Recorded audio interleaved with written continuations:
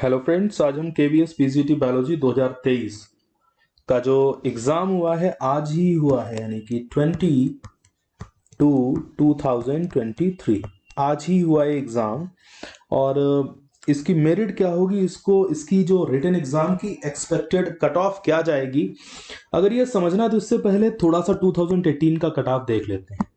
2018 का मैंने क्वालिफाई किया था अनरिजर्व्ड में, क्लियर है ना। उसी के बेस पे मैं आज जॉब कर रहा हूँ, क्लियर है। तो चलिए देखते हैं हम। फिलहाल अनरिजर्व्ड की कट ऑफ 104 रही थी, ओबीसी की 102 थी, एससी की 95 और एसटी की 88, लेकिन ये कट ऑफ 150 मार्क्स में से थी, क्लियर। तो ये कट ऑफ जो थी वो 150 मार्क्स में से थी, क्लियर है ना। तो 150 में से 104 जनरल या अनरिजर्व्ड के लिए, बहुत ज़्यादा नहीं है ये। यानी कि पहली बात ये है कि केवीएस की कट ऑफ उतनी नहीं जाती है जितनी यूजुअली हम सोच के रखते हैं, क्लियर है ना। अब हम आगे की बात कर लेते हैं। यहां पर आ जाते हैं। मैंने आज 12 बजे पेपर खत्म हुआ है, 12:30 बजे तक लोगों ने अपने फोन ऑन किए हैं, और उसके बाद से मैं अभी तक लगभग 10 से 15 लोगों से बहुत क्लियरली बात कर चुका हूं। सबकी बातें सुनी है और उनसे कुछ कंक्लूजन्स मैंने निकाले हैं। उसके बेस पर मैं यहां पर आपसे डिस्कस करने वाला हूं कि एग्जैक्ट कट ऑफ क्या होने की कंडीशन रहेगी। हिंदी का पोर्शन, तो चलिए यहां पर बात करते हैं। सबसे पहले हम जनरल पार्ट के बारे में।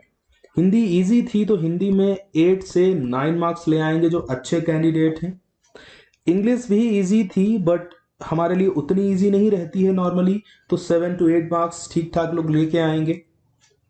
पेडागोजी की बात की जाए तो ये अपने आप में ट्रिकी टाइप के क्वेश्चंस थे। डिस्कशन में मैंने ये पाया कि जितनी इजी टीजीटी साइंस वगैरह के पेपर में थी पेडागोजी, उतनी इजी नहीं आई थी, यानी कि थोड़ी सी तंग करने वाली आई थी। तो इसकी रेंज 28 to 30 मान लो मैक्सिमम, इससे ऊपर जाने की कंडीशन यूजुअली नहीं मिलेगी आपको। जीके और करंट की बात करें तो इसमें 5 मार्क्स लाना बहुत मुश्किल रहता है, क्योंकि जीके की अगर बात करें तो 5 मार्क्स लाना बड़ा मुश्किल हो जाता है, क्योंकि वेरिएबल एरिया है।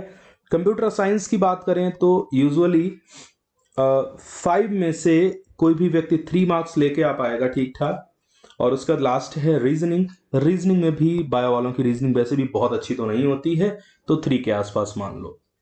अगर हम इसकी टोटलिंग करते हैं, इसकी हम क्या करते हैं, टोटलिंग करते हैं, तो टोटलिंग में हमें क्या रिजल्ट देखने को मिलता है, चलिए इसको देख लेते हैं। टोटलिंग में हमें ये रिजल्ट देखने को मिल रहा है कि अगर इसकी मिनिमम रेंज को जोड़ेंगे 8, 8, 7, 28, 5, 3, 3, तो ये बनता है जाकर के 54, और 9, 8, 30, 5, 3, 3, अगर इसको मैक्सिमम रेंज को जोड़ते हैं तो बनता है 58।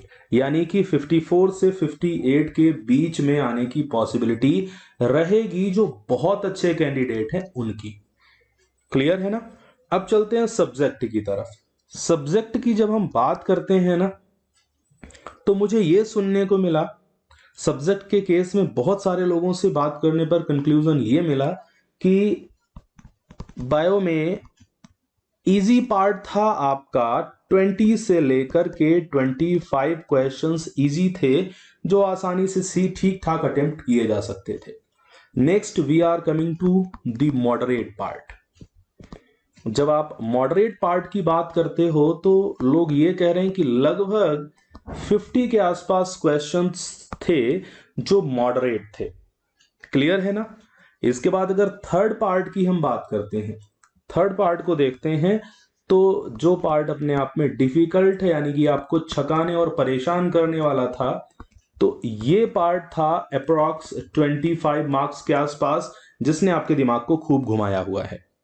एक चीज और कह रहे हैं कि क्वेश्चंस तो इजी थे, जो डिफिकल्ट लग रहे थे वो क्वेश्चंस तो इजी थे, बट उन्होंने ऑप्शंस को इस तरीके से बहुत ही कोरिलेटेड वे में या बहुत ही इस तरीके से कॉम्प्लेक्स तरीके से ऑप्शंस को दिया हुआ था कि आप वहां से बाइफरकेट नहीं कर पा रहे थे कि कौन सा सही होगा या कौन सा गलत। इतना ज्यादा परेशान किया जा रहा था आपको उन क्वेश्चंस में। हालांकि क्वेश्चन पेपर का डिस्कशन कभी बाद में करेंगे, अभी हम इसकी बात करते हैं। तो मैंने इसको कैलकुलेट जब किया है तो मुझे यह देखने को मिला है कि इसमें लगभग 70 4 से लेकर के, इसमें लगभग जो एक पर्सन ठीक ठाक लेके आएगा वो लेके आएगा 74 से लेकर के 78 के आसपास। क्योंकि आप अगर ये सोच रहे होंगे बहुत अच्छा स्कोर आ जाएगा, तो ये बहुत अच्छे स्कोर में ही आता है। और वो जो दो चार चंद लोग बहुत ज्यादा स्कोर वाले होंगे, हम उनकी बात नहीं कर रहे हैं, हम तो अभी आपकी बात कर रहे हैं, जो जनरल कैंडिडेट्स हैं उनकी बात कर रहे हैं।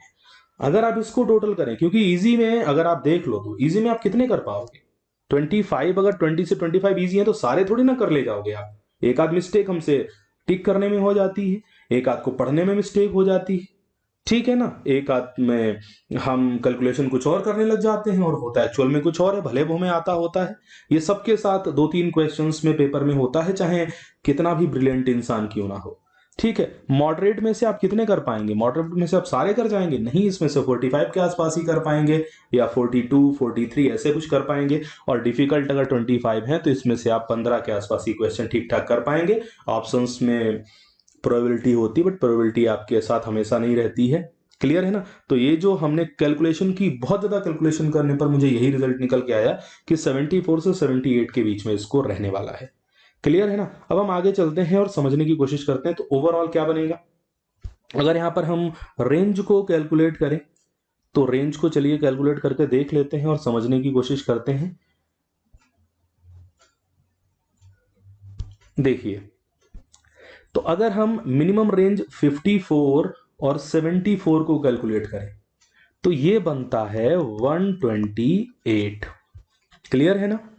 और मैक्सिमम रेंज यानी कि 58 और से 78 इसको कैलकुलेट करें तो ये बनता है 136। यानी कि मुझे व्यक्तिगत तौर पे ऐसा लगता है कि 128 से 138 के बीच के जो लोग हैं ना, इनका सिलेक्शन श्योर है, ये डेफिनेटली सिलेक्ट हो जाएंगे, इनको इंटरव्यू के लिए कॉल जरूर आएगी, ये रिटर्न में श्योरली सिलेक्ट होंगे।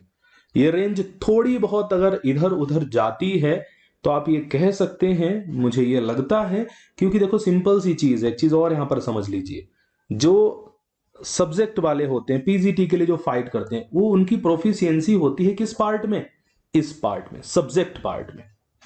क्लियर है ना। तो जिनकी सब्जेक्ट पार्ट में प्रोफिशिएंसी होती है वो आपको जीके करंट में अच्छे मिलेंगे, नहीं मिलेंगे। सीएस में अच्छे मिलेंगे, मिलने की प्रोबेबिलिटी थोड़ी सी कम है। पेडागोजी भी उतनी अच्छी अटेम्प्ट नहीं करेंगे। तो ओवरऑल कहीं ना कहीं सब्जेक्ट में आप 100 में से 78 ला रहे हो, वो कम नहीं है, क्योंकि पेपर में मैंने पता किया है बहुत अच्छे से कि डिफिकल्ट क्वेश्चंस का लेवल ठीक ठाक रहा है वहां पर। तो मुझे ऐसा लगता है अगर हम थोड़ा सा इसको और जनरलाइज्ड करने की कोशिश करें तो मैं कह सकता हूं कि ये रेंज थोड़ी सी और अगर घटा ली जाए, 1 या 2 मार्क का डिफरेंस अगर लगा लिया जाए, वो डिफरेंस में क्यों ला रहा हूं मैं तुम्हें ये भी बता रहा हूं।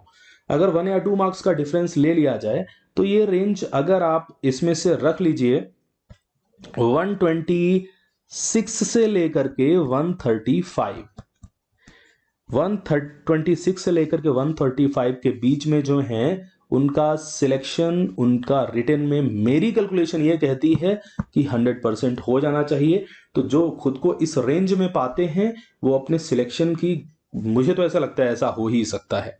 अब हम एक चीज आपको और कैलकुलेट करके बताने की कोशिश करते हैं। इधर देखिए, आप यहां पर आ जाइए थोड़ा सा, मैंने लास्ट ईयर के कैलकुलेशन को यहां रखा हुआ है, पुराने कैलकुलेशन को यहां दिखाया हुआ है। यहां बेटा जरा समझने की कोशिश करिए कि ये कितना स्कोर है भाई। 104 अनरिजर्व का गया है, कितने में से 150 में से गया है अनरिजर्व का 104। क्लियर है ना। तो पेपर कितने का था, मतलब जब 150 का था तो स्कोर गया था 104। ठीक है, इसमें सब्जेक्ट 80 मार्क्स का था, 70 मार्क्स का अदर पार्ट था। तो अब 30 मार्क्स ही तो बढ़े हैं, 150 से 180 हो गया, 20 मार्क्स सब्जेक्ट में बढ़ गए, 10 मार्क्स अदर पार्ट में बढ़ गए। तो आपको क्या लगता है आप 30 में 30 पूरे ले आओगे, नहीं ना। तो आप ये अगर यहाँ पे 30 में से 20 मार्क्स और बढ़ जाते हैं अगर आपके, तो 104 की रेंज किस पे पहुंच जाती है, 124 के आसपास, 125-6 के आसपास। तो जो 125-6 में कह रहा हूं ना, वो आप मान के चलिए कि ठीक है। बाकी तो केवीएस ही बताएगा कि केवीएस चाहता क्या है और केवीएस रिजल्ट में आपको बताने वाला क्या है। फिलहाल तो मुझे ऐसा लगता है कि ये रहना चाहिए। बाद बाकी आप सबकी बहुत सारी शुभकामनाएं। एक दिन मैं एक अगला वीडियो लेके आऊंगा जिसमें मैं पूरा आपको समझाने की कोशिश करूंगा कि एक्चुअल में कितने क्वेश्चंस, कैसे कैसे क्वेश्चंस आए पीजीटी में। मैंने बहुत सारे क्वेश्चंस, मेरे पास 50 के आसपास क्वेश्चंस, 60 के आसपास क्वेश्चंस आ चुके हैं। मैंने पूछ पूछ के जो लोगों को याद रहते हैं उससे पता कर लिया है। फिलहाल चलिए, आपको रिटन एग्जाम क्वालिफाई करने के लिए होप फॉर द बेस्ट। मुझे उम्मीद है कि आप में से बहुत सारे लोग डेफिनेटली सिलेक्शन लेंगे और इंटरव्यू में मैं डेफिनेटली आपकी हेल्प करने की कोशिश करूंगा। धन्यवाद।